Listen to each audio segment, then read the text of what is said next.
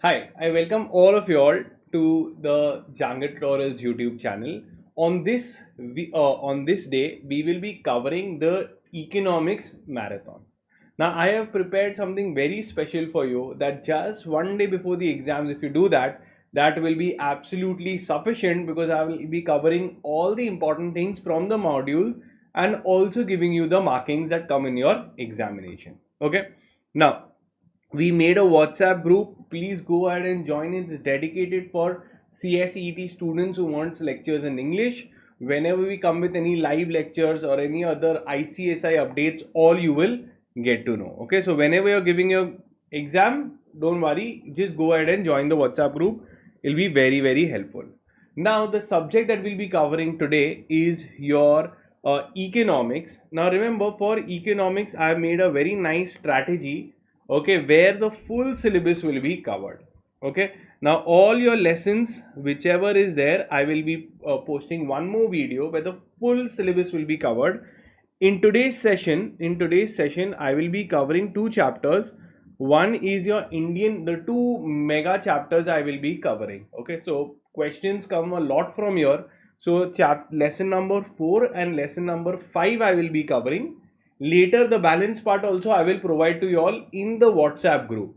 So if you want to get access to all the chapter recordings, join the WhatsApp group. I will be posting it where even one day before the exam you watch those, it will be good to go. Okay, till now am I clear and we can continue and complete this particular chapter, yes or no?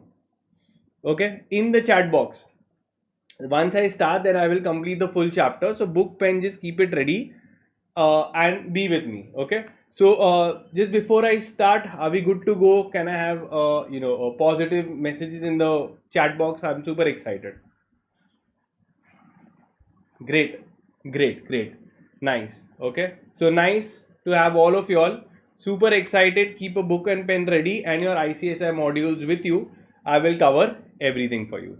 Okay, now just a sec.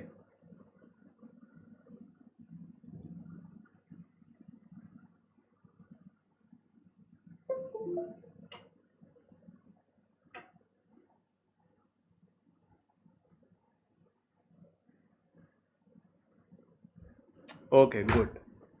Now am I audible and visible? Yes or no? In the chat box, super excited. Let me see you all. Okay, you are great. Ram Mistri, nice to have you. Okay, right, great. So nice to have all of you all. Let's begin with the chapter. Just GTG in the chat box and we begin. Good to go in the chat box and we begin. Ramya, nice. Rama, nice to meet you. And you are great. Let's begin.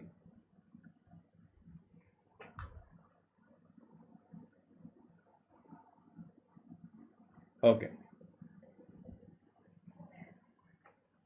Let's start with the session.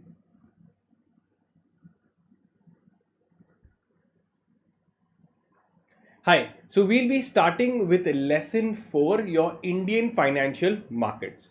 Now, this is one of the biggest chapters in your entire economic law paper, and I will be covering it. And I will also give you the important things that can be asked in your MCQ as well. Now, let's understand what is the meaning of the term financial market. Okay, what is the meaning of the term financial market? Now, simple understanding, if I tell you it is a fish market, in a market there is a buying and selling. So in a fish market, buying and selling of fishes. If I tell you it is a vegetable market, then there is a buying and selling of vegetables. Similarly, if I tell you it is a financial market, means there is a buying and selling of financial instruments. Or what? Of financial instruments. Sir, what do you mean by financial instruments? Example, like in your stock market, you have shares, you have debentures, you have mutual funds, very famous today, you have certain kind of government bonds that they issue. So when you deal any marketplace where there is a buying and selling of financial instruments, okay, it is called as financial market. So it could be a stocks, bonds, currencies, even commodities like vegetables, etc. I told you vegetable market, etc. Now, what is the function of any financial market? Okay, the major functions. Now, I'm understanding that if these markets are there, financial instruments, why it is there? So, what happens is there is a company, and in the company there is an entrepreneur, there is a business owner who is saying, I want to raise money from public. So, public who have their savings, okay, they take these savings, they invest it, and they give it to the company who needs them. So they need funds, they have need funds, the companies, etc., they need funds, and the public at large have excess funds from their salary, from whatever they have saved, etc., excess funds. So they transfer these excess funds to them. This concept is called as mobilize. Mobilize means movement is there in the money. So once it is there, then the companies will return back to the public with surplus.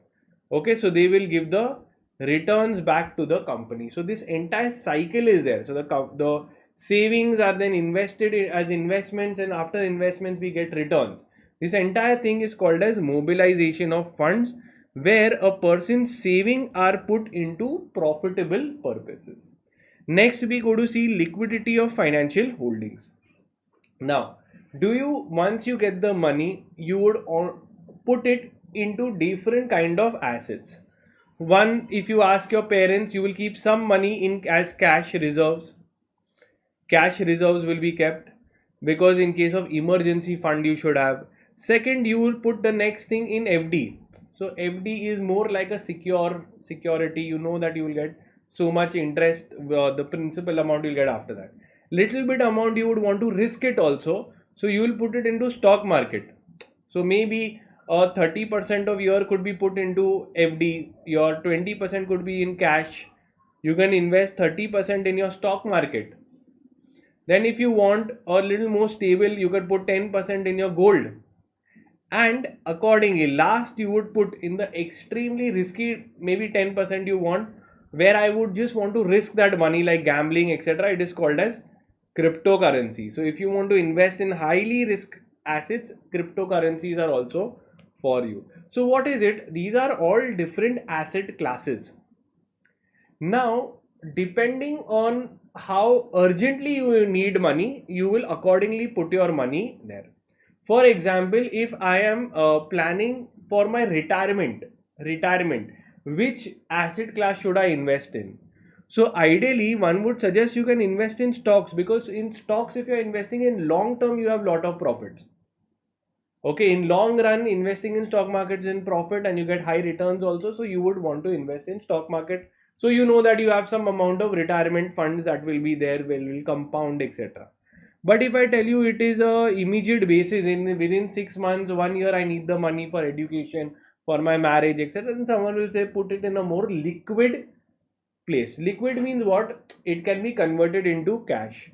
So if I say liquidity is there, means you can convert it into faster into cash. The most liquid asset is your cash. Okay, so all these instruments you can invest in. Okay, and you would see that when you can convert those assets into cash. Okay, so depending on your needs, you know that your assets, if you invest in property, your asset cannot be converted into cash overnight. You require some time to sell the asset also. Okay, this is liquidity. And then the third is ease of access. So another purpose of your function of your financial market is, I have my account. Once I have the account, I will immediately sell and I will get the money.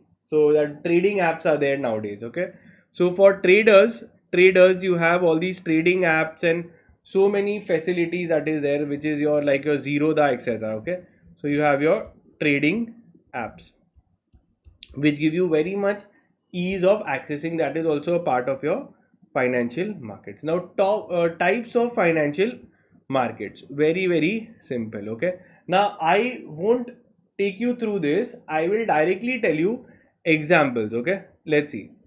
let's see what it is there and how you would invest. Okay, so now I'm talking about, they are telling types of financial markets. Now from the example that I've given you, if you are a financial planner, okay, imagine there is a financial planner. Who is he? He's a financial planner. Okay, and this is you who has a lot of regular, you are a company secretary, you're getting regular salary. Okay, regularly you're getting income. Okay, income of rupees 3 lakh rupees per month you're getting. Now for this person who's getting an income, salary income for 3 lakhs, I'm telling you, do a financial planning for him. Do a financial planning.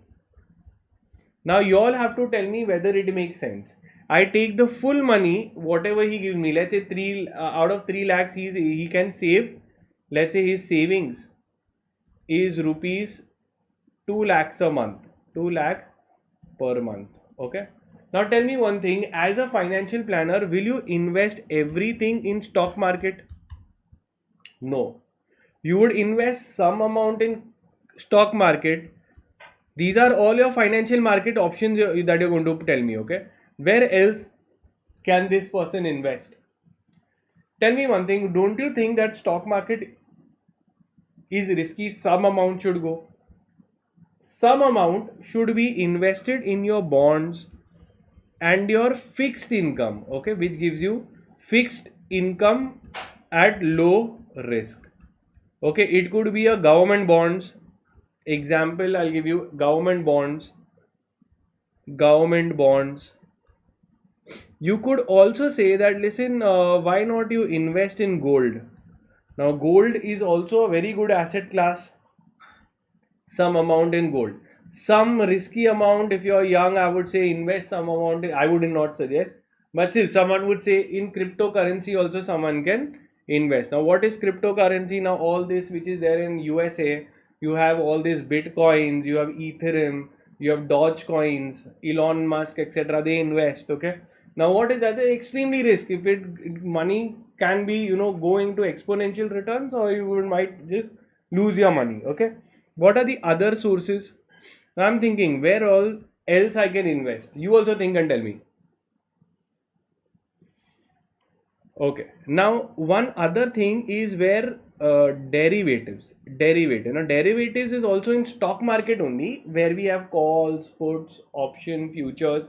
Now this you might not be knowing a little when you become a little big, or maybe you can even invest now. I invest in derivatives. Now what is there in derivatives? You buy you there is a underlying security. Now pay attention for derivatives, I'll tell you. In derivatives what happens? Why is the word derivative given? Because it derives its value from underlining assets. Okay, so if there is some underlining asset, could be a stock. So maybe on Reliance stock, it is like a bet that I make a Reliance stock, I make a bet on Reliance, for example. If the share price goes high, I on. If the share price goes low, I will lose. So accordingly, it's like a betting. It's a derivative. In derivative means it will derive its value from certain asset. I could also say that, listen, I want to put it on currency. Now in currency derivatives also we do. So dollars, you buy a dollar. If the price goes high, you will earn. If it goes low, you will lose. You can also invest in commodity derivative. Now what is the difference between this? You are not really buying. You are just, the difference amount is only going to be settled. How much goes high, how much goes low, and you're not really a owner. It's just a bid that you have placed, or a bet that you have placed. You don't need to go into depth, but I hope you understood the concept. Let's see what are the different kinds of options that a person has. And one last one, it is there. Now I want you all to tell me, have you ever seen Shark Tank India? One more thing where a little bit more seasoned players go in. Example of Shark Tanks. Now what is a Shark Tank? Shark Tank, they invest in private companies. Now this is not traded on the stock exchange. This is over the counter. Over the counter means just without a stock exchange regulating it. For example, you go to Shark Tank India and you make a pitch, and the sharks are ready to invest in you. So yours is a unlisted company. It's not public company. It's an unlisted company and they are investing. So this is not outside the stock exchange uh, control where we are doing. So it is a OTC. So these are less regulated and parties themselves, according to the contract, they will invest. So let's see. Okay, headings and the important parts only I will tell you. Now stock market, there are two biggest stock markets in India, NSE and BSE. Okay, two largest stock exchange. Now on the stock exchange, if you are getting listed, you can make a initial public offering. You will make a public offering. Public will invest in you and you will issue them the shares. Over the counter means what? It is not regulated by stock exchange. These are not regulated by stock exchange. Example, investment in private company, in a private company. So it is over the counter. Over the counter, you all have discussed what to do. Okay, so these are over the counter companies are less regulated, not regulated by stock exchange. Tomorrow on stock exchange, if you want to sell, you can easily sell, but these private company shares you cannot easily sell because a public company shares are freely transferable. Here it is not, so it is less liquid. You cannot get your cash immediately and it is not transparent. Okay, so private company obviously is a little bit secretive about what all it does, etc. Details. Okay, now then comes your bond market. Now bond market is actually of two kinds. I hope you heard of the word debentures. Debentures, have you heard? Yes. What is it? It is like a bond only where you give principal amount, interest, etc. So I'll explain how it is. Bond markets is of two kinds. One is government bonds. Government bonds. In government bonds, you have your, this different kinds of government tax saving bonds are there.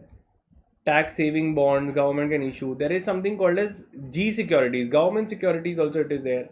In all these things, you get interest. In the entire bond market, the return you get is in the form of a interest because it is a debenture or a debt that it is there. Okay, the debt that they have taken. Now government bond, and you also have your corporate sector which also issues bond. Your corporate bonds are also there. Okay, like your debentures or any kind of bonds that the company has issued. Okay, so company can also issue bonds.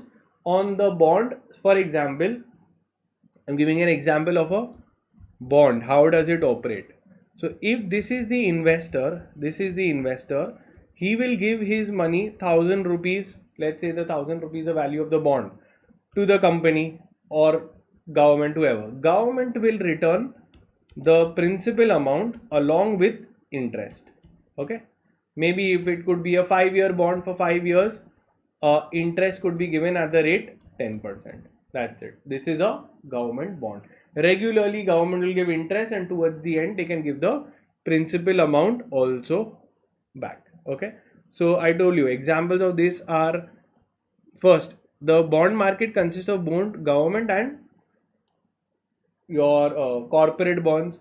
Government securities are there.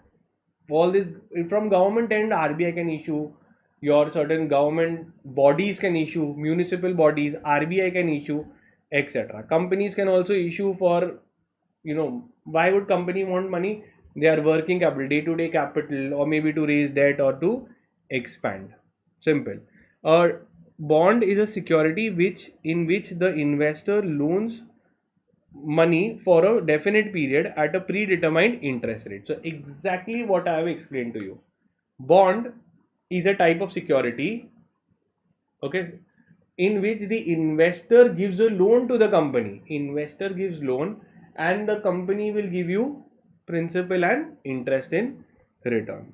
Money markets. Now money market is also same. It is a same thing only. I'll tell you. Here it is for short term money requirements are there. That is less than a year, less than 1 year. Okay, here in money market these are regulated by your RBI. RBI is the regulator or in money market. In money market, you have your government bonds issued. That's all. Okay, these are short term or medium term bonds. Okay, okay, less than or equal to 1 year maximum, and these are government backed. So these are like your instruments like your treasury bills, commercial paper, certificates of deposits, repurchase, call money. Now this is just the instrument names. You should know what is it that the government issues all this. Okay, and it is most important thing is these are all short term instruments, means less than. So it's a money market instrument. So a treasury bill issued by the government for let's say 364 days is a kind of money market instrument. Next is derivative. Derivatives derive their value. Okay, they derive the value from certain underlying asset. Okay, so now this derive the value from the asset they are linked to. So this could be commodities, this could be as I told you, it could be stocks, it could be commodities, it could be anything. Okay, so I'm saying that whatever happens there up and down, my profit will go up and down accordingly. So that is there. Then comes forex market. Now even this is currencies. So I told you as we can buy bonds also, as we can buy currency also. So here we speculate exchange rates between two currency pairs. For example, I will say that the dollar will become stronger as compared to rupee. So I buy dollar. If it goes high, I will earn. If it goes low, I will lose.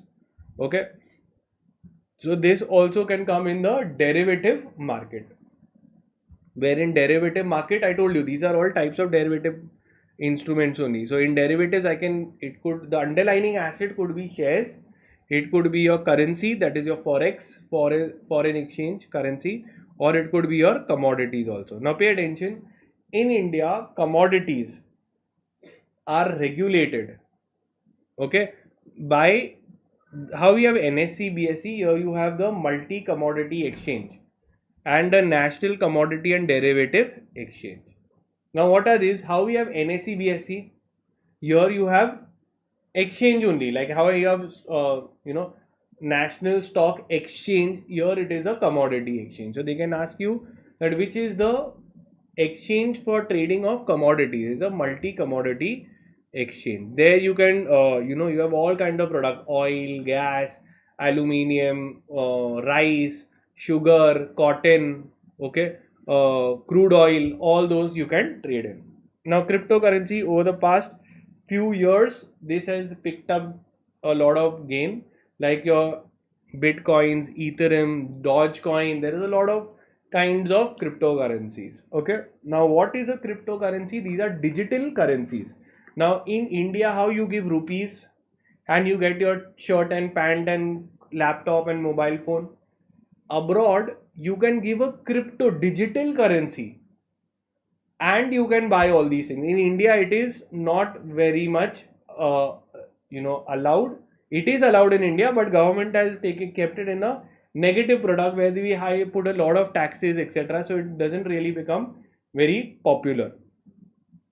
So if now you want to invest, people take their money and then give it to their friends abroad and tell them that you buy a Bitcoin. From India, if I buy, and there are certain platforms also from where you can buy, CoinDex, okay, CoinDCX. CoinDCX is a platform where you can open your account and buy a cryptocurrency also. If it goes high and low, it's fine. Okay. Only thing is, on your gains, a lot of taxes government has put, so it discourages people from entering into crypto market. Now, the exchanges are peer to peer. Peer to peer means what? If I have bought the cryptocurrency and I want to sell, so this peer to peer means investor to investor platform has been made, like I told you, for trading of digital currency or crypto without a need of an actual exchange or authority. So I told you example of ZepPay, CoinDCX. You can buy and you can sell also. So all that is also made. Now, overview of the Indian financial ecosystem. Now we are going to see an overview. So this I have already explained. Your savings will be converted into profit, etc. Okay, provision of funds. I think these are all headings we can do. It facilitates transactions. You're developing. It help develop the provision of legal structures, financial structures, and provision of financial and advisory services. Okay, the financial system of a country is concerned with the following. So normally, if I'm thinking that a financial ecosystem, what will it do? It would be thinking about creation of wealth, money, how you can raise, how you can get, how you can multiply, from where I can get advisors for multiplying my money, what are the legal structures that I can collect money to invest, mutual funds, all of that is there. Okay, so just the heading is fine here. Now, components of financial system. Now, when I say components of financial system, means who all are there, who all allow, and who all are the traders, everything. So, if I'm going to see,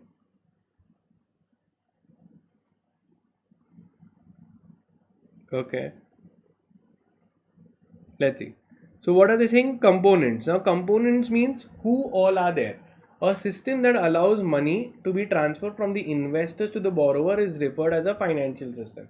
From those who need the money to those who have excess money. This is a financial system allows that.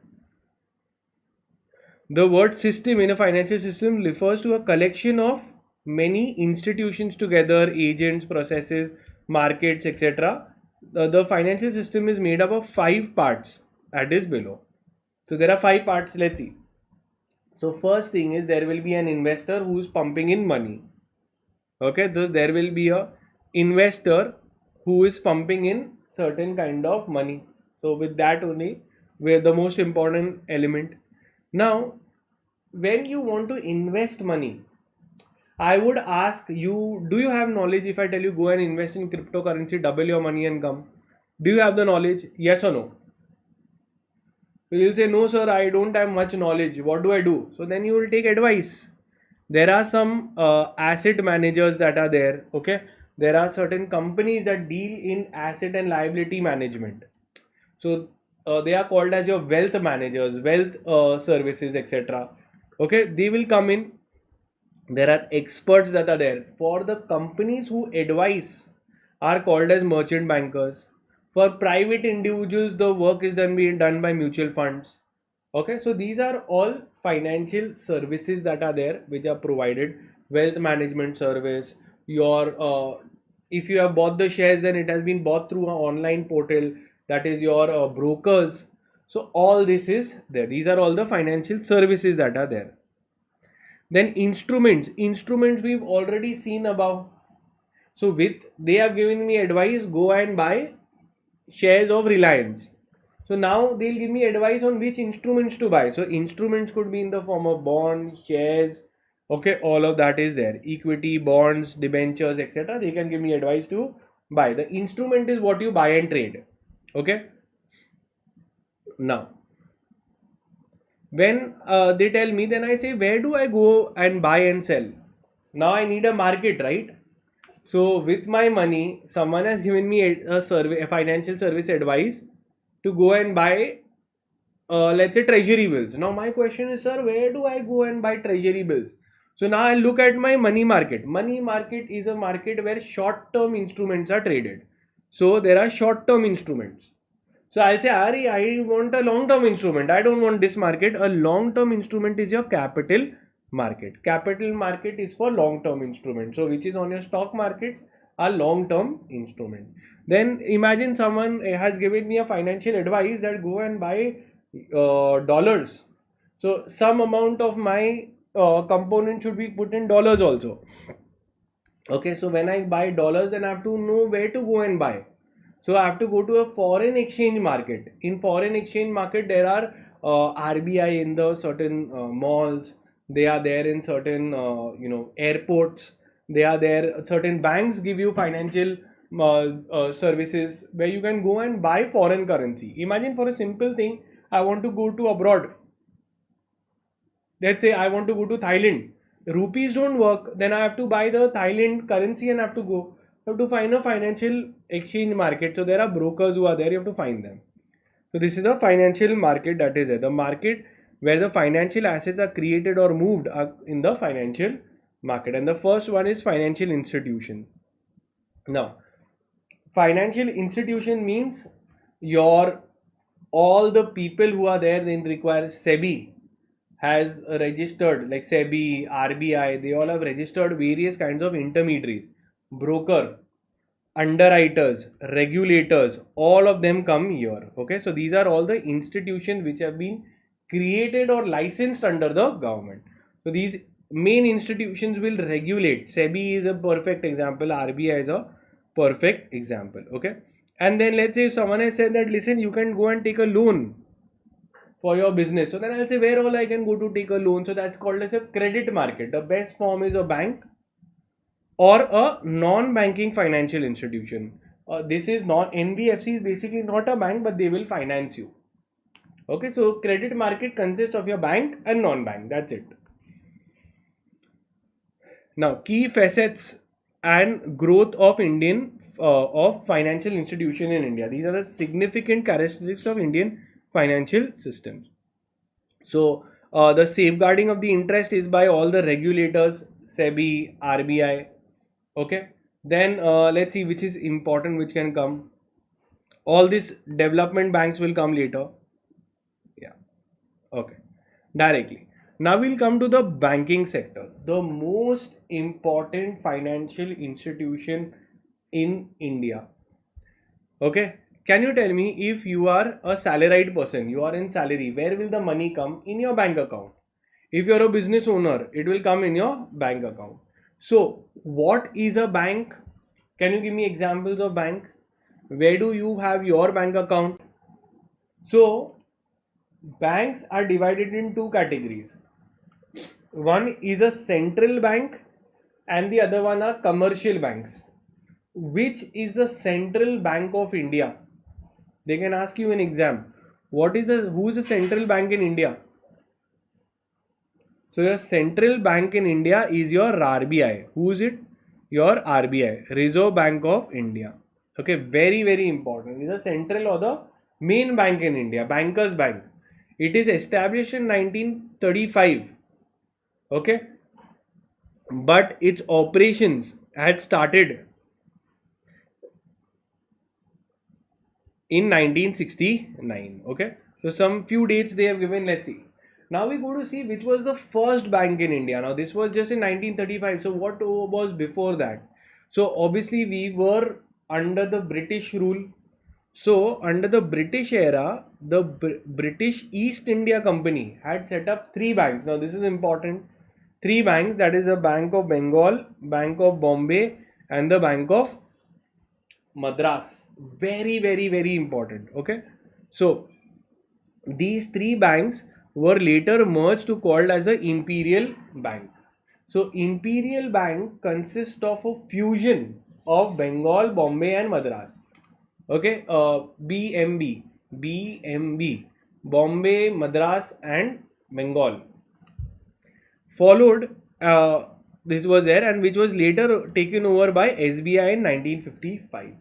So again, the Imperial Bank was taken over by SBI. So if you see the logic, first is right from the British era, three banks were made. They were fused to make Imperial Bank, which was later taken over by SBI. So now we have SBI in picture. Imperial Bank is now fused into SBI.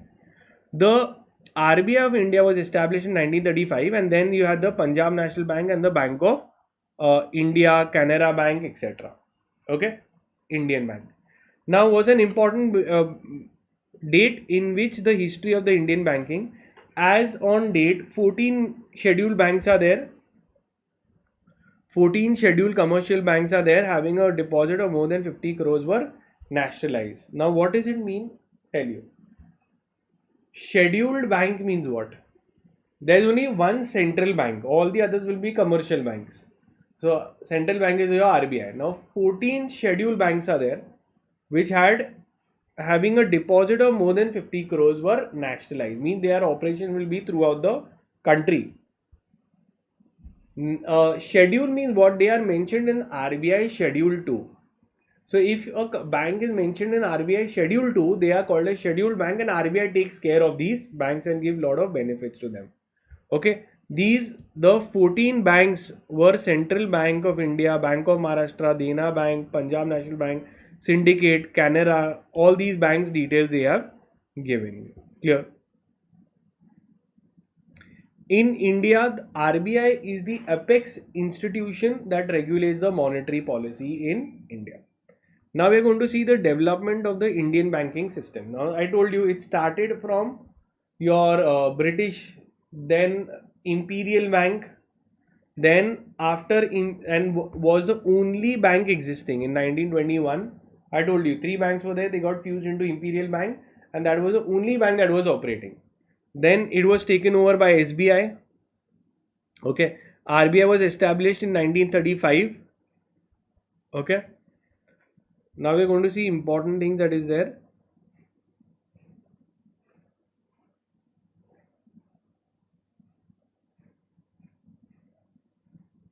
Merger, etc. Just simple little stuff that is there. Okay. Now we come to public sector bank. Now what is a public sector bank mean? Public company means what? Where you have majority shares by public. Now public sector bank means government. So where the government holds more than 50% of the stock, it is called as a public sector bank. Like SBI is there, State Bank of India is there, India's biggest state bank, Bank of Baroda is there. You have wherever government owns more than 50% stake, it is called as a public sector bank. Now, where the government doesn't own majority stake, like Hong Kong Shanghai Bank of India, obviously the government of India doesn't have majority stake, so it's a private bank. In India, ICICI Bank and HDFC Bank are the two largest private sector banks in India. These are not government owned, are where the majority shares are held by private stakeholders. Okay, RBI regulates all the banks in India, whether it be your government or private sector bank. Okay, now coming to the list of the public sector banks in India: Bank of Baroda, Bank of India, Bank of Maharashtra, Central Bank, India Bank, Punjab National Bank, Punjab Sindh Bank, all of this is there. Union Bank, State Bank of India. Your private sector bank, Axis Bank, Bandhan Bank, your Federal Bank, HDFC, ICICI. Okay, all these bank list has been given. Now we're going to see some special kind of banks which have been made by the government for a specific purpose. Okay, so now this institutions have been made by the government for a purpose. Okay, let's see. From the name I want you to crack. We'll be doing the Industrial Financial Corporation of India 1, and later we'll be studying the SIBD. Okay, your Small Industrial Development Bank of India, that's called as a SIBD. Two important concepts we'll be seeing. Sometimes they ask you full form only of SIBD. Small Industrial Development Bank of India. SIBD is Small Industrial Development Bank of India. And IFCI is the Indian Financial Corporation of India. Let's see. At the time of independence, the Indian capital markets were less developed. So the main purpose, okay, the IFCI, the most important thing, it was the first development financial institution set up in India to propel the economic growth through development of infrastructure and industry. So this industrial financial Corporation of India was a development institution, that the main objective was to develop infrastructure and of the country. Okay, so the government of India established this on 1st July 1948. So in 1948, at the time of independence, the Indian capital markets were not there, so we needed some institution to develop it. Since then, they have contributed significantly to three spheres of growth and development: manufacturing, infrastructure and services, and agricultural allied sector. So this was at the time of independence, we made it that please develop our country. Okay, then IFCI changed from a statutory corporation to becoming a company, and now you have IFCI Limited. So it was an institution and then later it became a company, IFCI Limited. Okay, then they have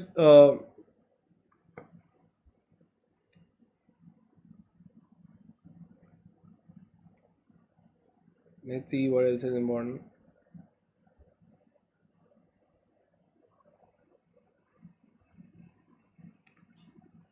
Then IFCI has played a important role in establishing various institutes.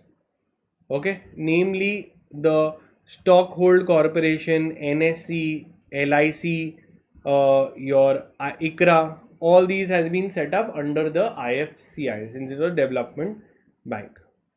Then we see our next thing is your SIBD, Small and Industries Development Bank of India. So how many development institutions were there? One is your finance, uh, Indian Financial Corporation of India,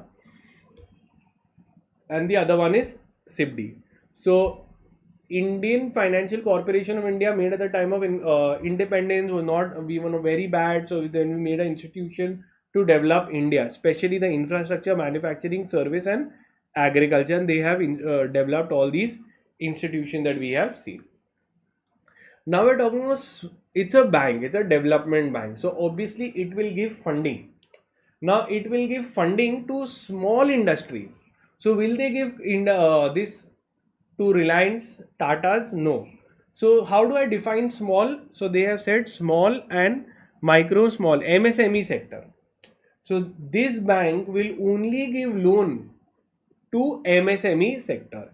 It was set up on April 2nd, 1990 under the Act of the Parliament as a principal financial institution for promotion, financial and development of the MSME sector. Okay. Now MSME, which is there, is the micro sector. The main job is to remove people from poverty, ensure that proper employment is there, ensure that the proper entrepreneurship is there, and foster competitiveness in the MSME sector so that the sector becomes more strong. Okay. So they have given you all the stats, what all they have given. They have given assistance around this much lakh crore, directly impacted so many people. Okay, they have given equity and quasi equity, extending loans of this much. So I don't think they can ask you much. Okay, because the stats will obviously change over year on year. Concept is important. Then come regional rural banks. Now we are seeing different classes of bank. Now from the name itself, there are two kinds of banks that can be there. One is a rural bank, the other one is a urban bank. Now you tell me, a village is in rural or urban? A village. Obviously it is in the rural. Urban, so they will not fund any kind of places in Mumbai, Chennai, all of those. They will go in village areas which are undeveloped. Okay, so here it was set up on the recommendation of Narsimhan committee. Okay, during the tenure of Indira Gandhi, where she said that we should try to work on making the rural India also. Now you see 70% of the people are employed in agriculture, means connected with agriculture. So now we want that the agricultural, the rural area should be developed well. Now the regional rural bank was developed as an emergency law, that's called as an ordinance, on 1975. Okay, and then the act was of 76, and the main job was to provide banking, that's a loan or credit, for the agriculture and the rural sector. Done. Okay, now let's see the development bank on 2nd October with the formation of the first RBI, that is the Pratham Bank. So on Gandhiji's birthday, that is on 2nd October, the first RB was made, that is the Pratham, and the name was also Pratham Bank. It was in UP, Uttar Pradesh, Morarabad. Okay, with a authorized capital of 5 crore rupees. Okay, and then others came in West Bengal. Remaining 4 was set up in all these places. Okay, now remember the RRB who was there, they will be made. Now obviously this is a bank. Now money from where it will come in this bank? It's the government owned, right? So central government will hold 50%. So it automatically becomes a government bank. State government will hold 15%. So 65% is coming from the government only in this bank. And sponsorship banks hold 35%. Sponsorship means any other banks who are there who are ready to buy, they all will come under 35%. So the entire stake is what, 50, then you have 85, and then this is the 100% how they have broken it down. Now the RRB are Indian scheduled banks. Now obviously they will be there in the RBI schedule too. That is why they are called as Indian scheduled banks. Now they will give, most important thing, the RBI this functions. Okay, the RRBs performs various functions in the following heads, that they give banking facilities to the rural and urban areas. Sorry, rural and semi-urban. Urban can never come here. Okay, semi-urban. So rural bank, right? The semi and this, and all the disbursement of wages under the Manrega workers. So those blue collared workers who are there, they come under the this Manrega, and distribution of pension, etc. They give para banking. Para banking means other than banking, like a credit card, debit card, locker facility, or mobile banking, internet services will also be given. That's all. Then comes cooperative banks. Now let's understand the meaning of the term cooperative banks. Okay, so first thing, if I understand, a cooperative means people are cooperating together. Okay, and doing what? So let's see. So how does a cooperative bank work? Okay, they are not for profit. They don't make profit. What do? Members come together. They give their membership fees. They deposit money. On the amount that they deposit, they will get interest. Once this bank receives money from the members, then they give loan to their members only. So cooperative banks are institution based on cooperative basis. You and me have an understanding, we'll contribute together. Whenever we need loan, we will take it. The cooperative bank will obviously get deposits at 4% and give loans at 6%. So the 2% will be their gain. Okay, like other banks, they are founded on collecting funds through shares and accepting loans and granting deposits. History of the cooperative banking in India. Why? Because normally when I go to bank takes a lot of documentation. They harass a lot. Rather, if and I don't even get it quickly. So might as well we make our own. I join a cooperative bank. I put my amounts contribution. Whenever I need loan, I would get. So cooperative movement in India was started primarily for dealing with the problem of rural credit. Rural people used to find very difficult to get loans. The history of the Indian cooperative banking started in the 1904. The purpose was to encourage thrift of saving and self-help among agriculturists, artisans, and persons of limited income. So for example, if I am there and there are other people and we don't have much income, so then what we do as a habit, that we will keep saving also. So we will deposit in a cooperative bank. In cooperative bank, I will get 6% interest. This cooperative bank will give a loan, but not to outsiders, only to members. That's the main feature of it. We'll see when it comes to it. Okay, this was set up. Now, types of cooperative banks. There are 4 types of cooperative banks that are there. The banks that are organized at the at the central level. Okay, organized and operated at district level can be of 2 types: cooperative bank union and the mixed controlled cooperative bank. At first, the members of the bank are the cooperative societies only. However, in the second, members of the cooperative society as well as individuals. The central cooperative banks lend money mainly to the affiliated societies with a typical loan between 1 to 3 years. Now from here what you see, central means what? It is the societies joining the as members. So the members of banks are cooperative societies. It's not an individual. In the mix, it is both. So at central cooperative society means what? Now when we say this, okay, So here it is a cooperative society as a member. Now societies also require money for redevelopment, for any kind of repair work, etc. State cooperative banks, they are organized at district level and rest at the top of the hierarchy in the corporate structure. With the help of state cooperative banks, the rural RBI funds the cooperative institutions. The bank also gets loans at interest at the rate 1-2% lower than the standard bank rate. So now state cooperative banks, they are there.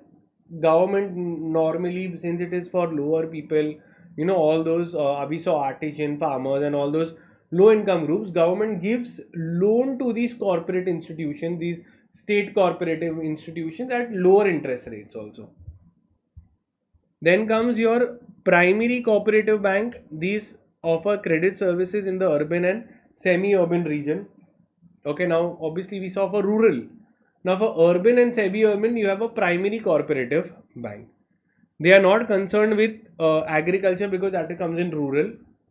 Primary cooperative banks receive concessional refinance from the RBI. I told you, RBI is giving all the cooperative banks finance at lower interest rates.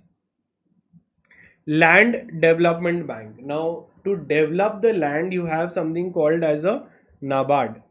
Okay, name, full form, they can ask you, National Bank for Agriculture and Rural Development. National Bank for Agriculture and Rural Development. Let's see. The land development banks are divided into three parts: primary, state, and central. They offer credit services to the farmers for development purposes. Now, they used to be regulated by RBI as well as state government. However, this responsibility has been transferred to the NABARD. So, who is the regulator of land development banks? It is given credit facility to the farmers for development purpose. Okay, and they are regulated by the NABARD. Regulated by NABARD. Okay, services to credit, that is loan services to the farmers. Primary, this they focus on urban and semi-urban regions. What do the state cooperative banks? So again, they operate at district level. Okay, and they get funds from RBI at lower than what is the bank finance. And here when we go, they operate at district level,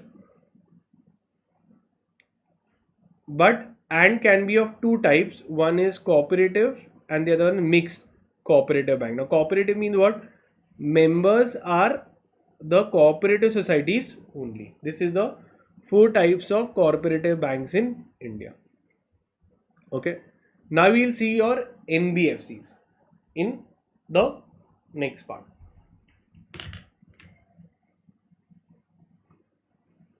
Till here it is clear? Yes or no? Till here it is clear, yes or no? Then we'll just take a 2-minute break and we'll start with the balance part and then complete. And we have the second part, which is very simple. Till here it is clear, yes or no? Features, etc. We're going to see, and I think it will be covered only. All of this will easily get covered. Debentures. I want in the chat box, till here it is clear, yes or no? Financial assistance schemes are there.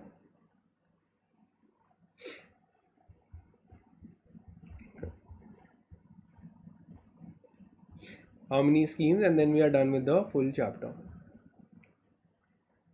That's it. Okay, so little bit is left.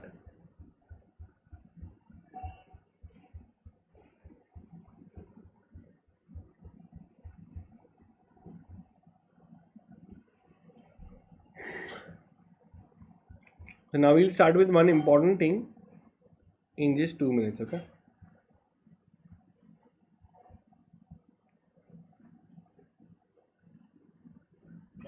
So a 2-minute breather or a 5-minute breather we'll take and we'll come. Okay. So we'll be back in 6:30. We resume. Okay. 6:30. Maybe how much? 10 minutes break. And then we'll complete the full chapter. Okay.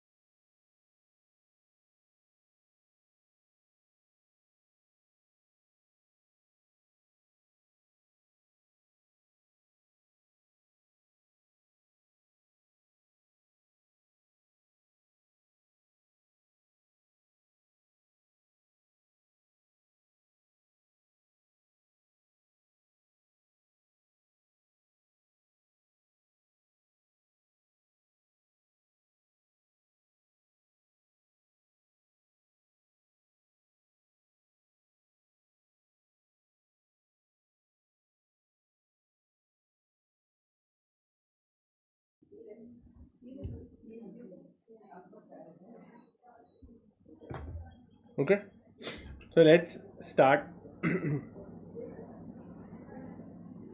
with the balance part. Okay,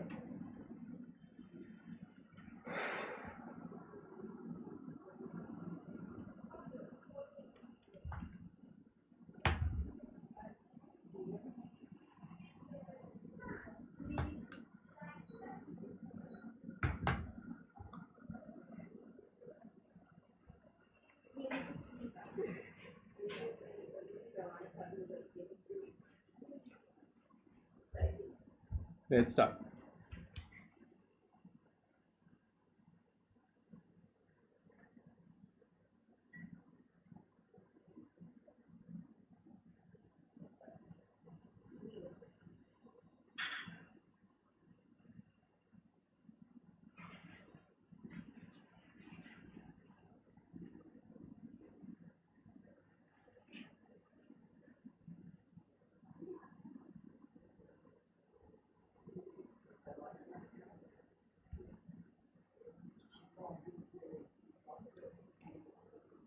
Let's start.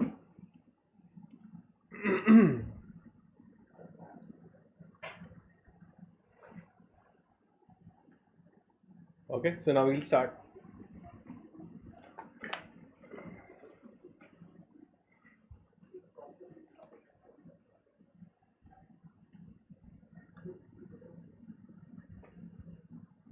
Mhm.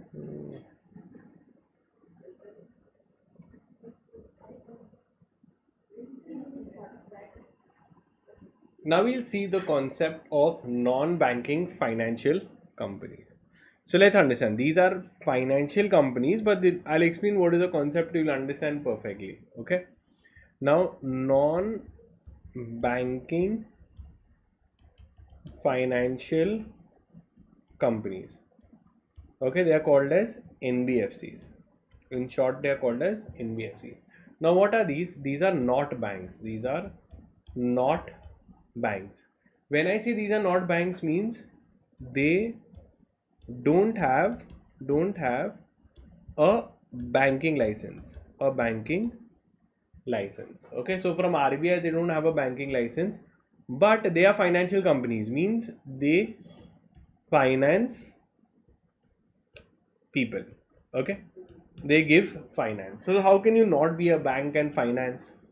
So very simple. There are companies, and you have also interacted with them. Have you ever taken a loan? You might say no, but yes, you have taken a loan. For example, when you take a goods on loan, EMI. Okay, so what happens is you have actually taken a loan, and that loan is given by Bajaj Finance. Bajaj Finance. So this is one of the most commonly or the biggest consumer home loan company. NBFC is called as Bajaj Finance. So in Bajaj Finance, you cannot go. They don't issue checks. You don't deposit, get checks, and that business they don't do. They simply give you loans, okay, to purchase your goods. So this is a NBFC. Similarly, there are other types of NBFCs which are there. We'll see which are those other types, what all functions do they have. Clear till here? So they are not a bank, but they will still finance. Okay. So the first type, okay, of NBFC is a asset finance company. As I told you, like as you are a consumer, so you will prefer to take mobile phone, laptop, consumer goods, but a company, so they would want to buy assets. So these NBFCs NBFCs finance purchasing of assets. So if purchase of assets. Now a business would want assets such as automobiles which generate income. Okay, certain machines, generators, you all consume all industrial goods. So they will help you finance. So it's a financial institution that whose principal business is financing of physical assets. So their principal business is financing of physical assets. Now, here their income at least comes 60% from financing of this. The principal business for this is defined as an aggregate. So when they say that the principal business. Now when they are saying that the principal business is financing physical assets, means when I say principal means what? So that means 60% of their total business is coming by giving loans for purchasing assets. So when they say that 60% of their total assets or income is coming from giving these kinds of loans. Investment company, now they are not giving loans to buy any asset. What they give, they invest in the share capital of the company. So they invest or they purchase securities or shares. Okay, so for example, a NBFC is there, a company can be there, they can issue shares and the NBFC will purchase. So their principal business, again 60%, comes from acquisition of securities. Now securities could be stocks, bonds, shares, etc. Now loan company, similarly, here they were giving shares, they were taking ownership. Here they will give you a loan for business purpose. So the principal business is to give finance. Okay, this could be for the day-to-day purchase of asset or maybe working capital, anything. Okay, all this will be covered. There are different kinds of loans. These are mainly giving loans.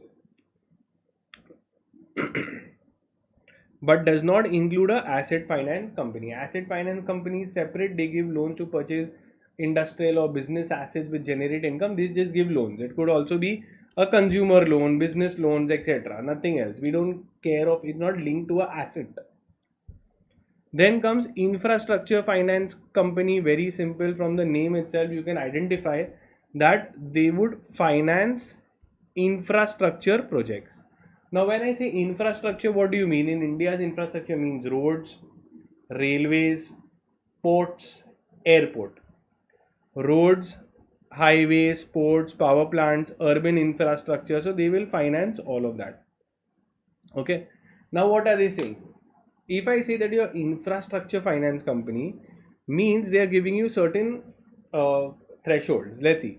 At least 75% of the total assets is in infrastructure loans. As we saw earlier when we were seeing principal businesses 60%. Here they are saying at least 75% of the total assets is in infrastructure loans. Means the 75% of the total money that they have, they've given infrastructure loans, and they should have not net owned assets of 300 crores.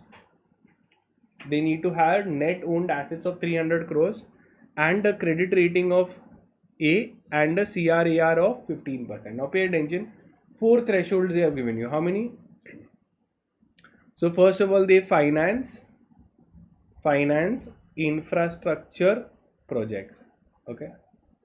Example, roads, bridges, ports, etc. And 4 conditions have been given. What are the 4 conditions? First of all, 4 conditions. So first is they need to give how much? 75%, right? How much they have told? 75% should be given for infrastructure loan. Next, they need to have a net owned funds of 300 crores. Third, a rating. Normally how you have movie rating, like that companies are also rated. They need to have a minimum rating of how much? A. That means it's a super cool like it's a very good rating that they have got. Only then they can go ahead and start this business. Okay. And D point is CRAR should be 15%. Like how we put for CRR ratio, here they are saying that minimum 15% should be kept with them, because a bank also, when it is there, they don't give 100% of the loan. Okay, if they get deposits of 100 crores won't be given. Some cash reserve ratio is maintained. Now when we come to this systematically, now we're seeing the types of NBFCs. Okay, types of NBFCs. So systematically important core investment company. Now you see, break it down. First of all, it's a core investment company. This is the keyword. What does it mean? core investment company only invest in group companies. They only invest, we can say 90%, at least 90% is invested in group company.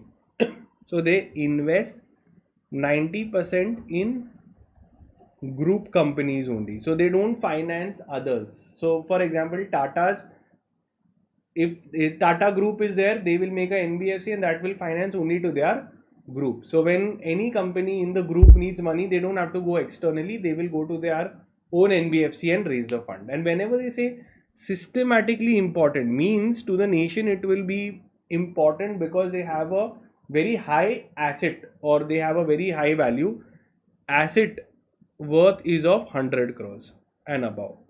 So when they say systematically important, why? Because they have assets of 100 crores or more. So obviously to the system it is important, because if they become bankrupt, suddenly the entire country could get at a toss. So they've just put a threshold, because that must have kept so many jobs, etc. Okay, the funds will further be given to the group company, who will further use the in the entire economy.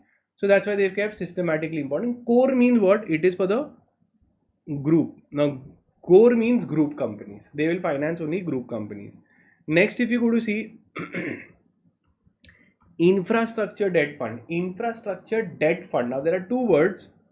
This is a NBFC. Now fund means it's a NBFC that will invest in the debentures of infrastructure company. They will invest in debt instruments of infrastructure companies. Clear? Okay, so NBFCs, it is registered with as a NBFC, and they give a long-term infrastructure loan for infrastructure projects. They raise through rupees or dollar denominated bonds having a minimum maturity of 5 years, and only infrastructure companies can sponsor a infrastructure debt fund. Now let's understand. First of all, a infrastructure company can sponsor means they can start a infrastructure debt fund, because only if you are a CS, you will know the problems of CS. So your infrastructure company knows that how important infrastructure is. So therefore they create a fund where people invest, and this fund will be given to loans of infrastructure in the debt instruments of infrastructure companies. They will have, so now how you have a FD. FD is a 1 year, 2 years, 3 year minimum. If a person is investing in this fund, minimum 5 years lock-in is there, and these funds could be in rupee or dollar denominated also. So foreigners can also invest. Now we come to the next one, is NBFC, microfinance institution. Very, very important.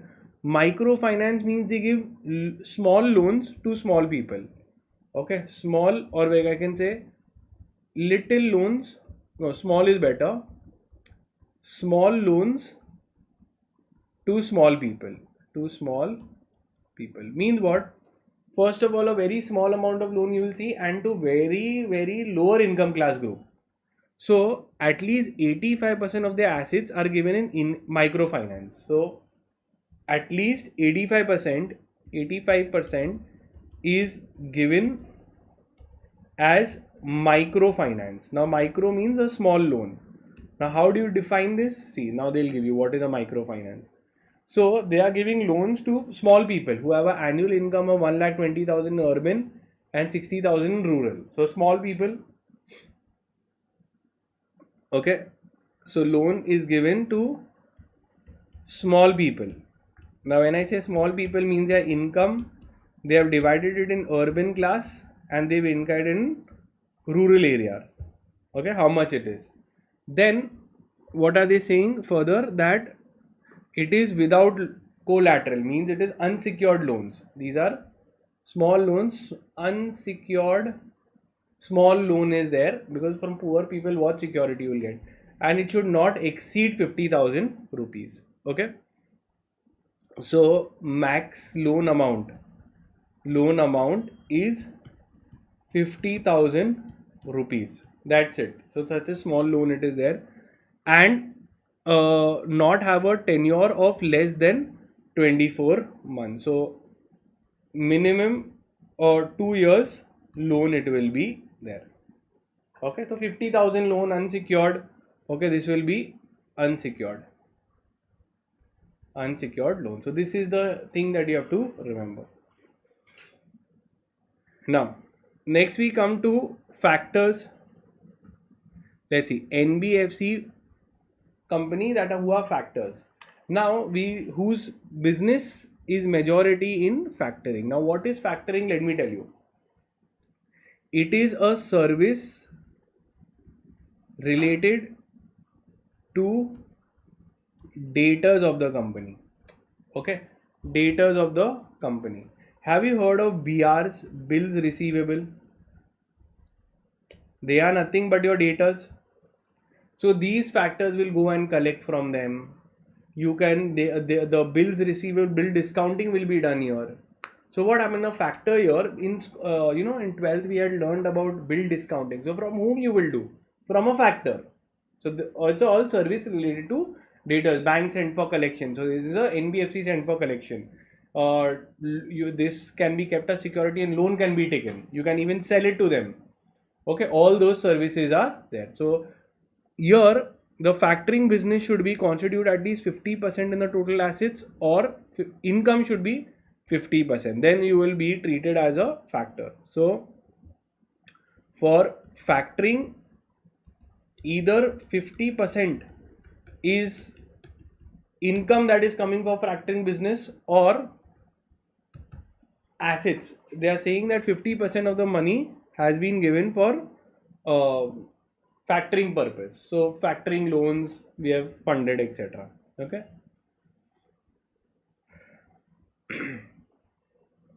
From factoring business. Next, we see mortgage guarantee companies.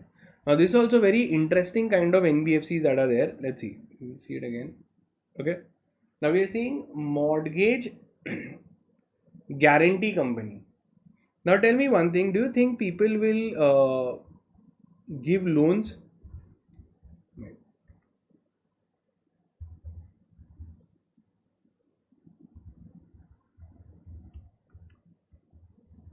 Okay.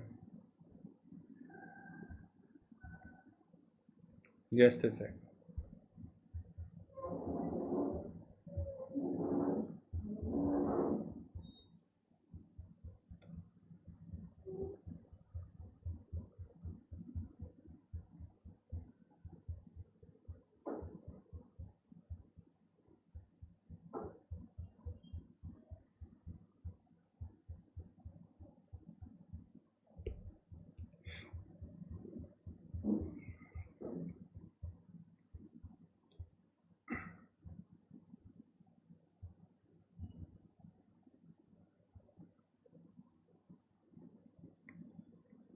Yeah.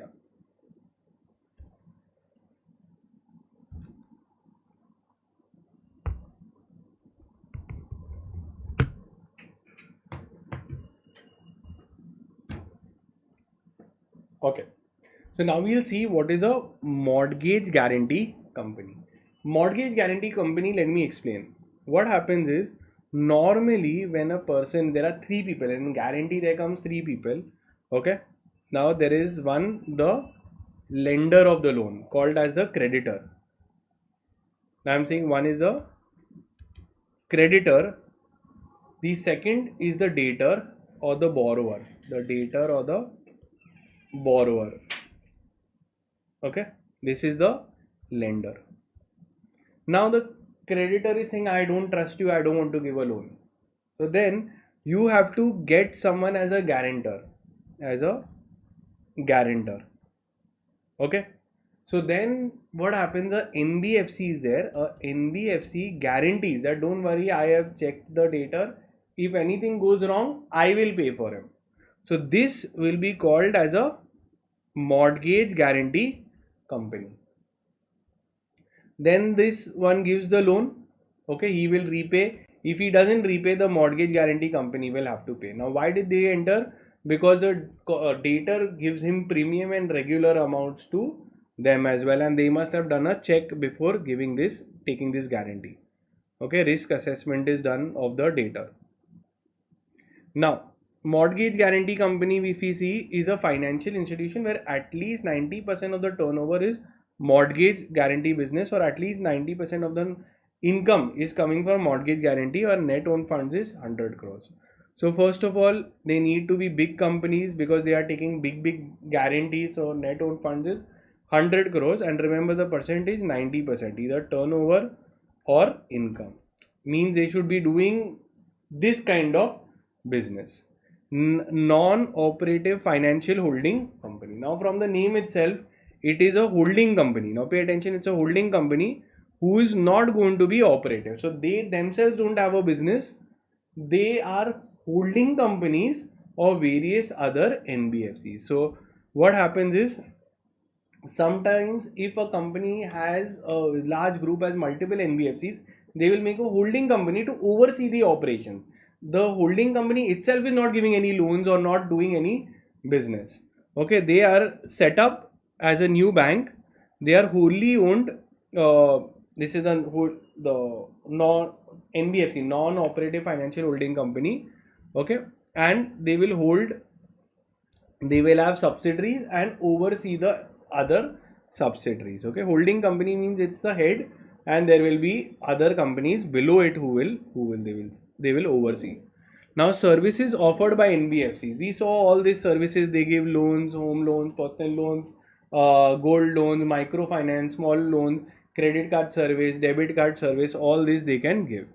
Okay, now difference between a bank, as I told you, first thing, license, banking license, this one has, this doesn't have. Second is RBI guarantees money that you have put in your bank, not money that you put deposited with NBFC. That is not done.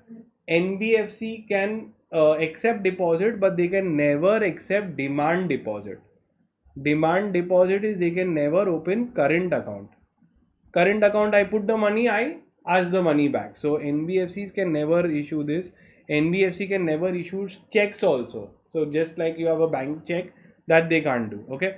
Now the guarantee, deposit insurance guarantee corporation is not available to depositor of NBFC. So RBI subsidiary is there, which is called as a deposit insurance guarantee corporation, which guarantees the money that you kept in a bank. So up to 5 lakh rupees if you kept in the bank, RBI is taking responsibility. Under RBI, it is a deposit insurance, but they say we don't care for NBFC. They do not form of the payment and settlement system. Now obviously, how banks have to pay, how they have to report, that is not there for NBFCs. Though NBFCs are regulated by RBI, but the regulation style changes if it's a NBFC and it's a banking company, because in banking company your Banking Regulation Act will apply, here it won't. Now this is something that we've already done. Okay, like this is with respect to shares, capital market, stock market. Capital market is your stock market. Okay, so then they will talk about the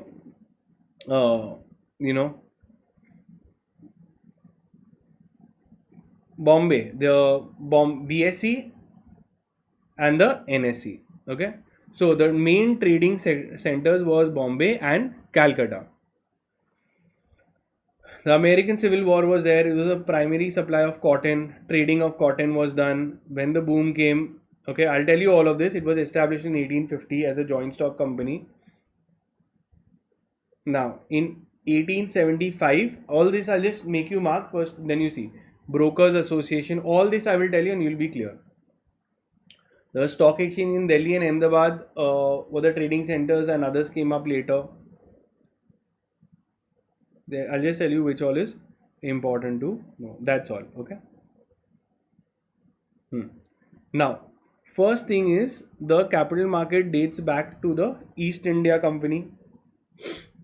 It was unorganized and mainly trading in this, and that too in cotton. So I'll tell you what is the scene. So the first thing is, it was the Bombay. So firstly, the Bombay Stock Exchange was there. NSE was not there. Okay. Bombay Stock Exchange was created in 1875, around that time. Okay. 1875.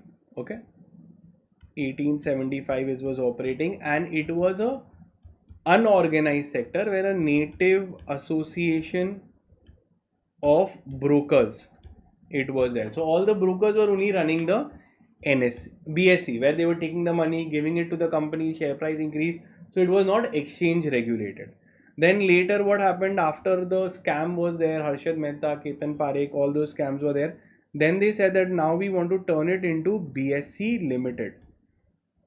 That means this is called as they turned it into a company. This is called as corporatization of the stock exchange. The stock exchange was here, it was under the banyan tree, what they were saying. So this was in Bengal and Mumbai. And Mumbai it was under the Dalal Street. Then later they made it as a company, and now you have directors, shareholders out there. Okay, so now it has a share capital. It's a proper company, public company now. Okay, BSE. So this is what they were saying, that it was there, that initially only cotton we were dealing in because we were in the agricultural sector, etc. So cotton we were doing, but slowly now we are there in almost all the sectors. So this was the broker association, etc. Now types of shares in the market. Now if we go to see types of shares as per section 43, there are only two kinds of shares that can be there. One is equity shares and the other one is called as preference shares. Equity shares they have defined as if which is not preference shares, and in preference shares they said that you've got preference over equity in two cases, at the time of winding up and at the time of dividend. So if you have bought preference shares, then you have preference over equity shareholders. At the time of winding up, first your money will be paid, then equity shareholders will be given, and dividend. So first your dividend is paid, then to the others it will be given. Okay. So equity shares is known as common stock in USA, etc. On equity, you get equity shares. You may get a dividend if there is a profits. Depends upon the profits of the company. Okay, so equity shares carry the following characteristics. So not important. You have voting rights. Advantages also not important. Disadvantages, this I'm saying because we already have an idea.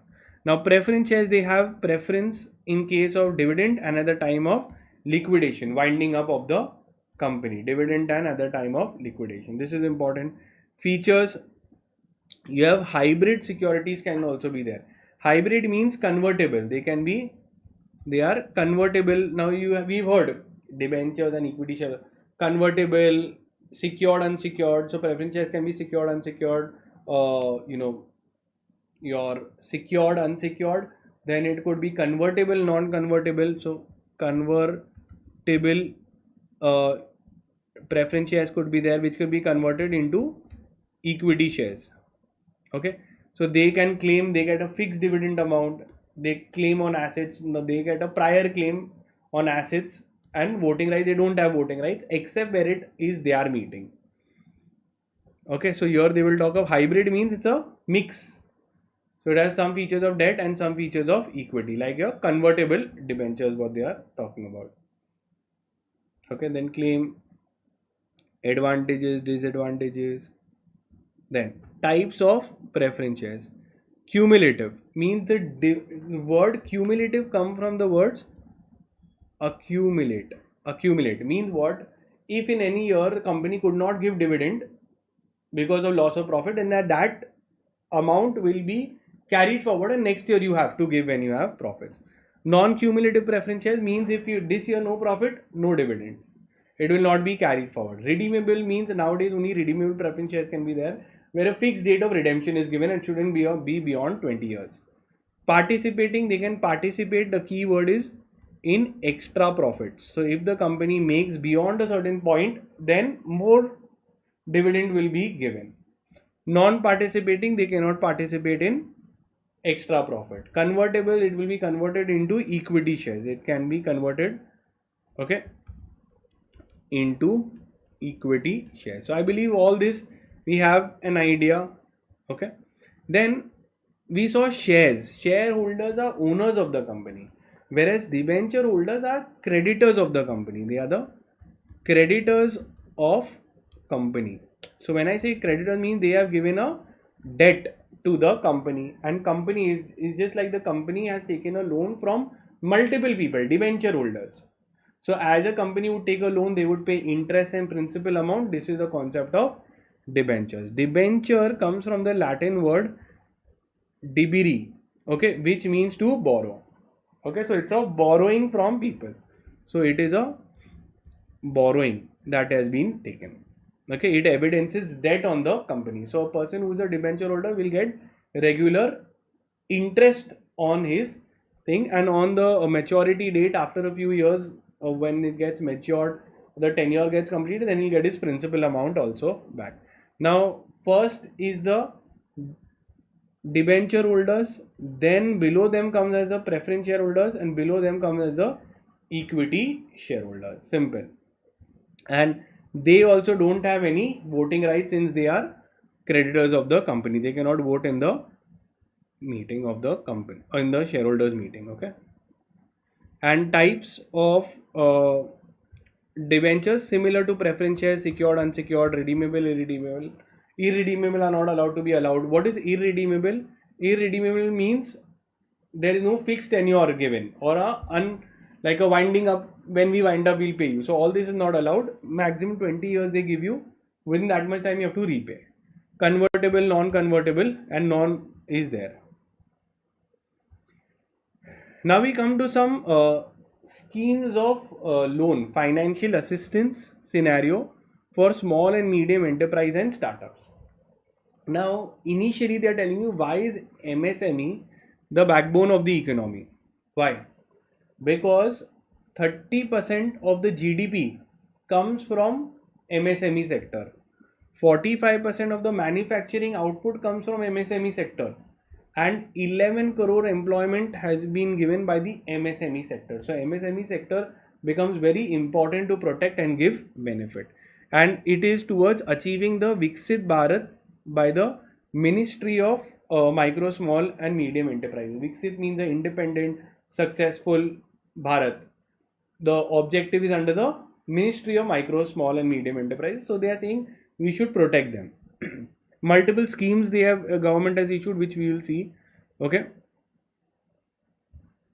Some of them is the Udyam registration. Udyam is one of the very important schemes where a person can open with Aadhaar card only. They can open their Udyam registration can be done, which can be a documentation to open a bank account, etc. Okay. Then they had made a champion scheme. Now to make MSME champions in business, a lot of efforts have been made by the government. They have made schemes. Okay, the MSME champion schemes are MSME sustainable, where we will teach them, we will encourage them to take sustainable efforts, make green products. MSME competitive lean means we want to make them competitive. So we'll help them in different ways by educating them, having seminars, having giving them various kinds of benefits, where we reduce wastage, encourage innovation, etc. in MSME sector. And MSME innovative, where we want that innovation should also be done. Now I'll tell you which other thing is important. They've given you some threshold, but I don't think they'll ask you. Okay. Now we'll see the other schemes. Financial assistance for MSME sector. So now here what is happening? MSME are going to get money. So we'll just see the schemes, and all these schemes they will get benefited. Now we'll see how and close it. First, this scheme fund for regeneration of traditional industries. Now when I say regeneration, now obviously the old methods of business will not work, and this is for mainly artisans, to make them more competitive in the long run and improve the business activities that is there.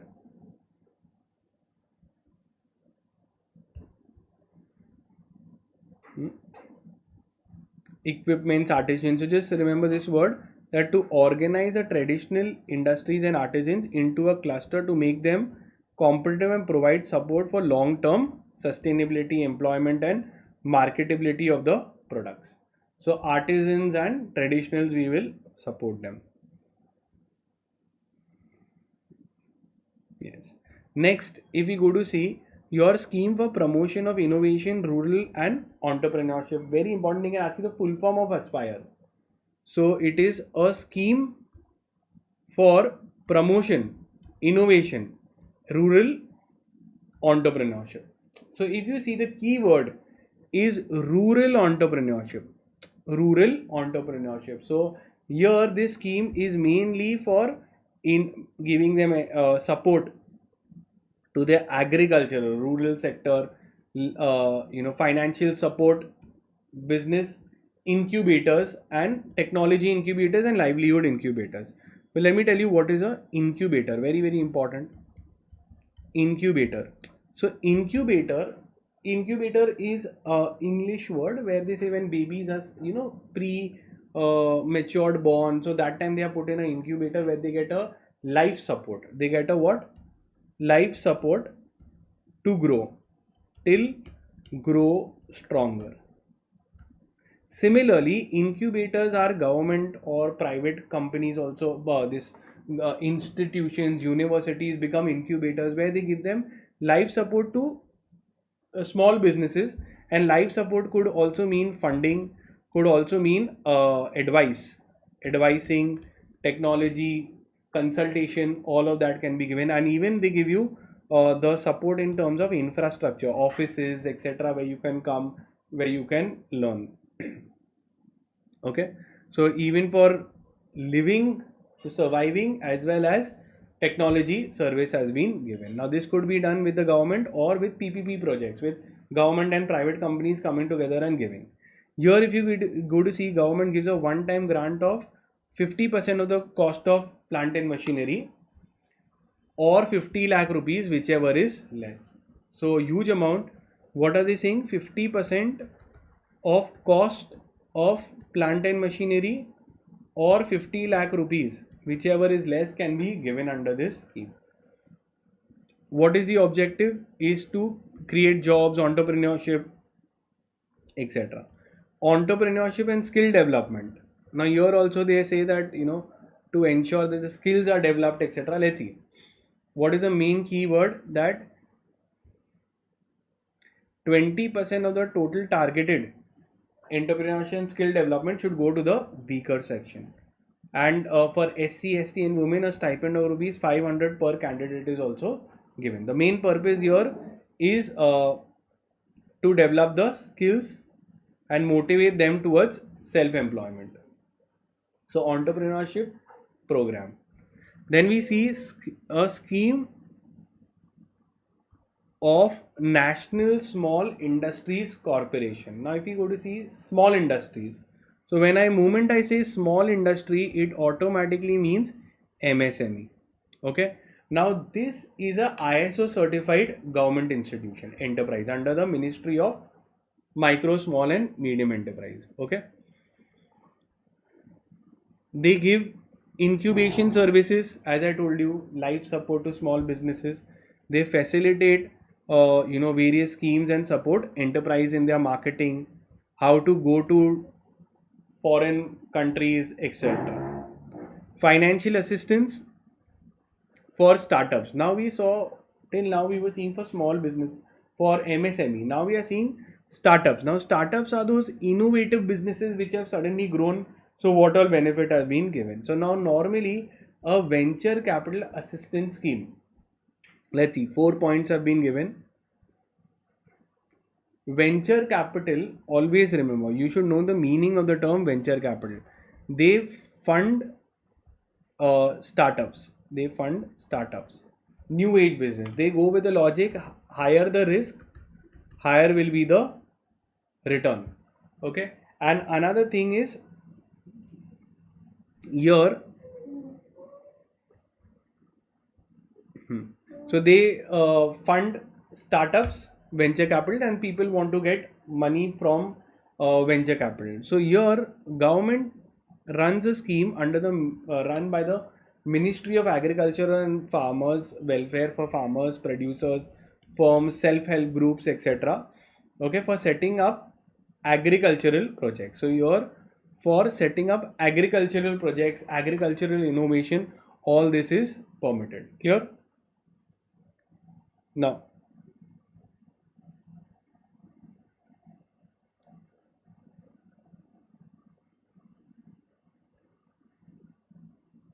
okay.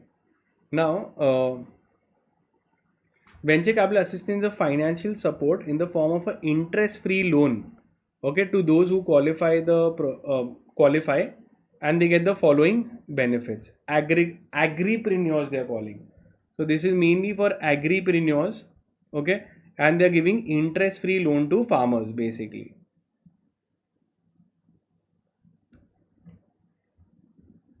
Now, support for international patents. Now, obviously, when you have a startup, they must have made a kind of a innovative product. So now they want to get it patented. Patented is basically they get it protected so that nobody else can copy their design. They are working how they have operated, or intellectual property is being protected. So the intellectual property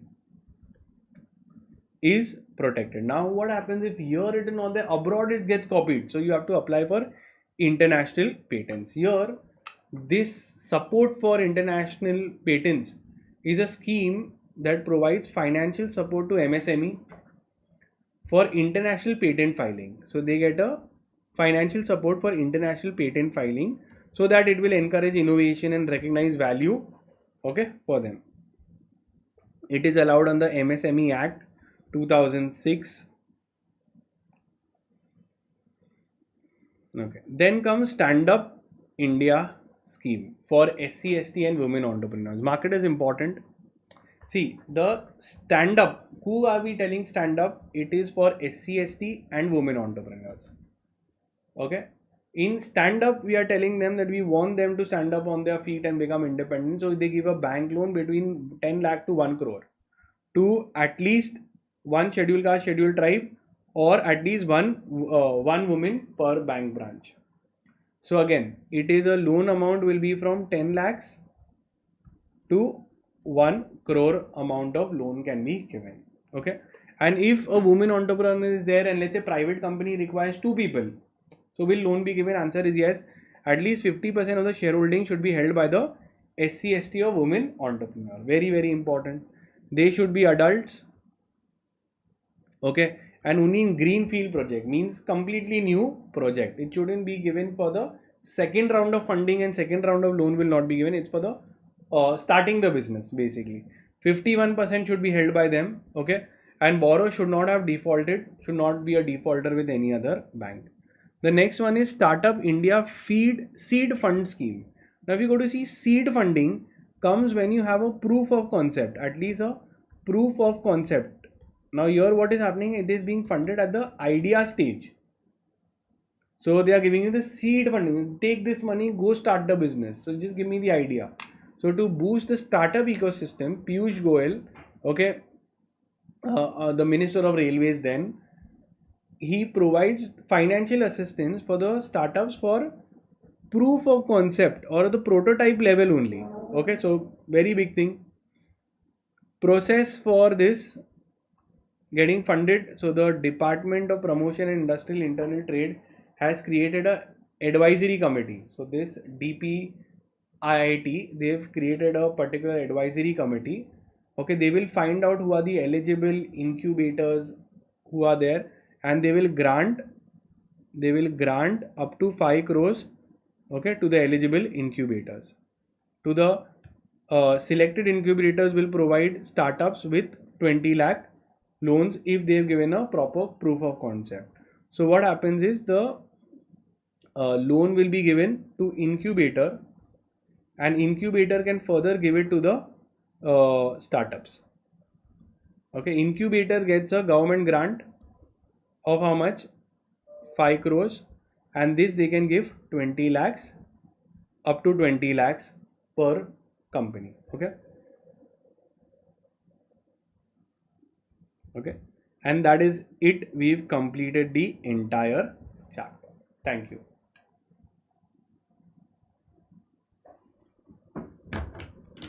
Okay, so that is it, guys. I will post the entire thing tomorrow, where you will get the full all the lessons in one combined aspect also. And tomorrow I'll take one last chapter, Indian economy, and I will complete that also. And then I will give you full on all the chapters included marathon.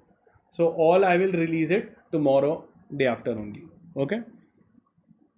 That's it, guys. Take care. See you tomorrow. Bye.